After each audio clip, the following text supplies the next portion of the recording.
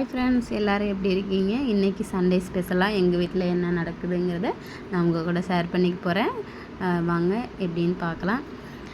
எனக்கு எப்போதுமே வேலை இருந்துகிட்டே இருக்குங்க. ஞாயிற்றுக்கிழமை ஒரு நாள் தான் ரெஸ்ட்டு. அது ரெஸ்ட்டுன்னு சொல்ல முடியாது.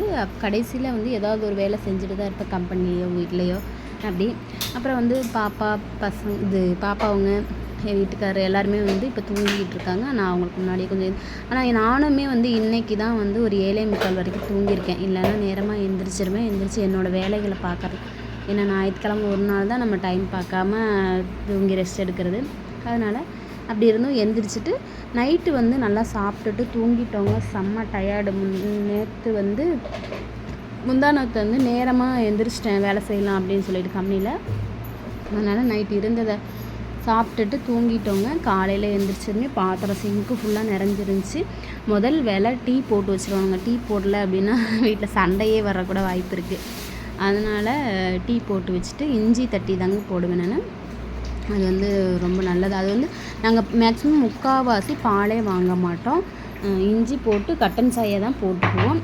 போட்டு வச்சுட்டு அதுக்கப்புறம் பார்த்திங்கன்னா அதுக்குள்ளேயுமே இந்த சிங்க்கு ஃபுல்லாக பாத்திரம் இருந்துச்சு சொன்னீங்க பார்த்திங்களா, அதையுமே அப்படியே வாஷ் பண்ணி வச்சுட்டோம் அப்படின்னா நம்மளுக்கு அடுத்தடுத்த வேலை செய்கிறதுக்கு ஒரு நான்வெஜ்ஜே எடுத்துகிட்டு வரோம், ஒரு க்ளீன் பண்ணுறதுக்கு கொஞ்சம் ஈஸியாக இருக்குது. ஏன்னா வெளியில் க்ளீன் பண்ணுறதுக்கு இடம் இல்லைங்க, எங்களுக்கு அந்தளவுக்கு சௌகரியம் இல்லை.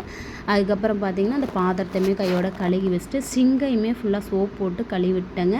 பாத்திரம் பார்த்திங்களா எந்த அளவுக்கு கோபுரமாட்டம் அடுக்கி வச்சுருக்கிறேன்னு, அந்தளவுக்கு ஃபுல்லாக பாத்திரம் இருந்துச்சு. அம்மா நைட்டு மாவாட்டிகிட்டு இருந்தாங்க. அதையுமே அப்படியே கழுவில் போட்டாங்க. எப்போவுமே அம்மா தான் மாவாட்டுவாங்க. ஒரு ஆள் எந்திரிச்சு வந்துட்டாங்க. என்கிட்ட என்ட்ரி போட்டு போயாச்சு. அதுக்குள்ளேயும் நம்ம இந்த வேலையெல்லாம் முடிச்சிடலாம் அப்படின்னு சொல்லிட்டு முடிச்சுட்டு இருந்தேன். அதுக்கப்புறம் பார்த்திங்கன்னா டீயுமே ஆயிடுச்சுங்க. டீ நான் எப்போவுமே இஞ்சி போடுறதுனால சிம்மில் வச்சு நல்லா கொதிச்சா தான் எனக்கு நல்லா இருக்கும். அந்த இஞ்சியோட சாறு உள்ளே இறங்குறோம்.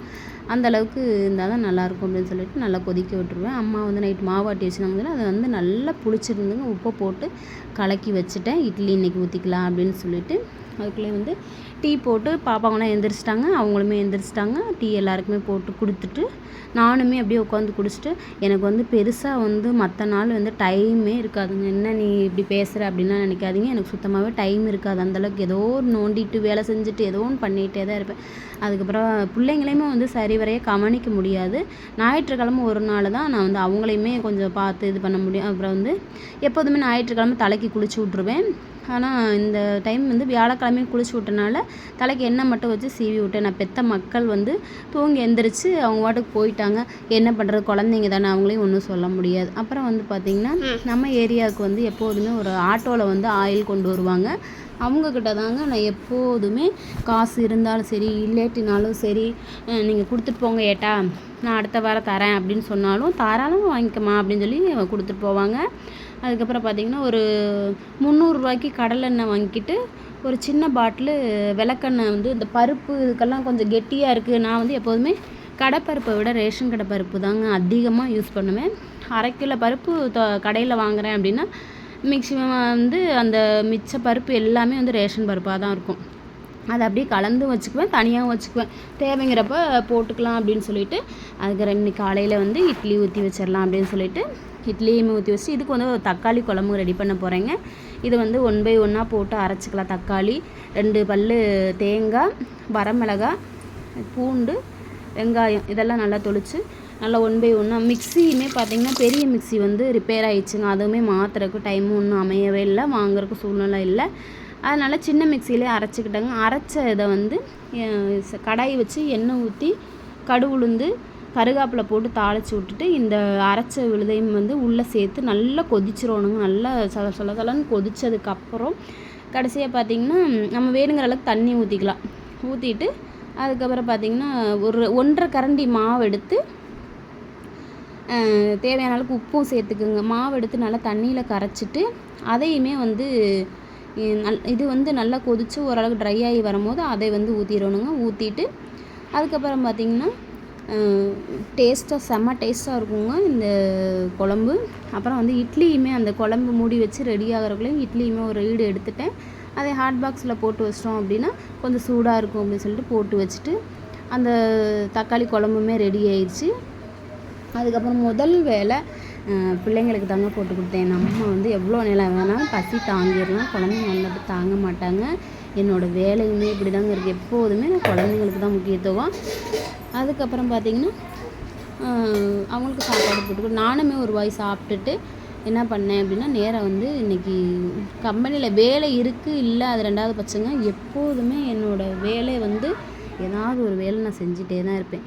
அதுக்கப்புறம் வந்து இன்றைக்கி பார்த்திங்கன்னா கம்பெனிக்கு போனேன். போயிட்டு பிசிறு வெட்டி திருப்பணுங்க பீஸெல்லாம். அந்த பீஸெல்லாம் அப்படியே திருப்பி வச்சுட்டு அதுக்கப்புறம் வந்து இதாங்க என் கம்பெனி. திருப்பி வச்சுட்டு பார்த்திங்கன்னா வீட்டுக்கார் வந்து அதுக்குள்ளேயே மீன் எடுத்துகிட்டு வந்தாங்க, மத்தி மீன்.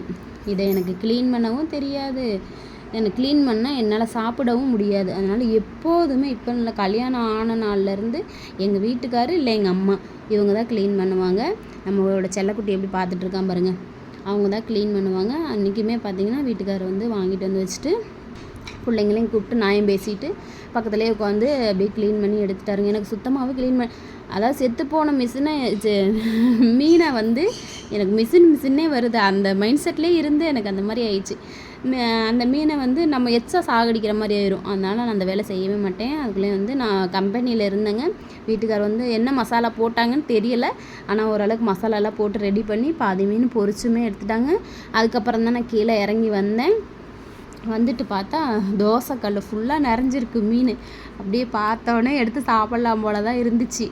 அதுக்கப்புறம் வந்து எல்லா மீனையும் போட்டு எடுத்துட்டாங்க. இன்றைக்கி வந்து சாப்பாடு, மத்தி மீன் பொரியல், அதாவது என்ன ரசம் அப்படின்னு பார்த்திங்கன்னா பச்சைப்புளி ரசங்க. வாங்க எல்லாருமே சாப்பிட்லாம், நம்மளுக்கு சப்போர்ட் பண்ணிடுங்க.